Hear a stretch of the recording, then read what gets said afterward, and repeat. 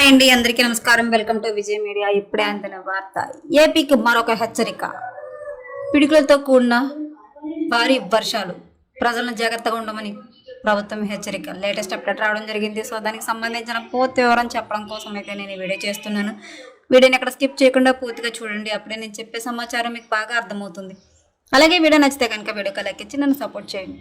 కొత్తగా ఎవరైనా మా ఛానల్ చూస్తున్నట్లయితే కనుక తప్పకుండా సబ్స్క్రైబ్ చేసుకోండి ఫ్రెండ్స్. అప్పుడే నేను పెట్టే నేను లేటెస్ట్ అప్డేట్లు అన్ని నోటిఫికేషన్కి అయితే వస్తాయి.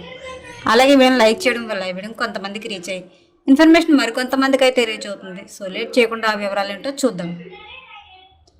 ఏపీలో వర్షాలు దంచి కొడుతున్నాయి. అయితే మరో 2 రోజుల పాటు పలు జిల్లాల్లో మోస్తారు నుంచి భారీ వర్షాలు కురిసే ఛాన్స్ ఉందని వాతావరణ శాఖ అధికారులు తెలిపారు.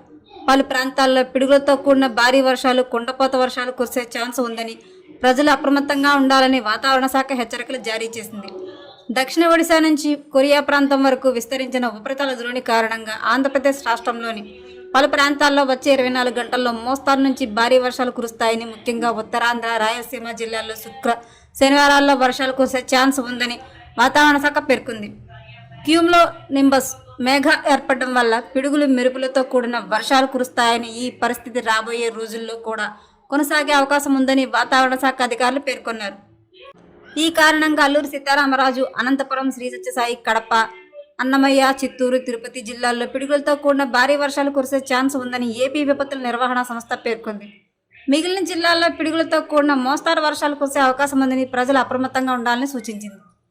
ఏపీలోని కోస్తా, రాయలసీమ ప్రాంతాల్లోని పలు చోట్ల గురువారం వర్షం కురిసింది.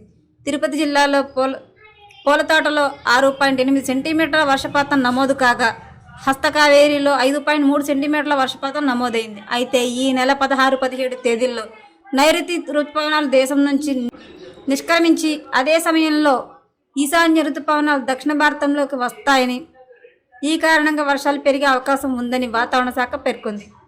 ఎప్పటికప్పుడు మరిన్ని అప్డేట్స్ కోసం మా ఛానల్ తప్పకుండా సబ్స్క్రైబ్ చేసుకోండి. Thanks for watching.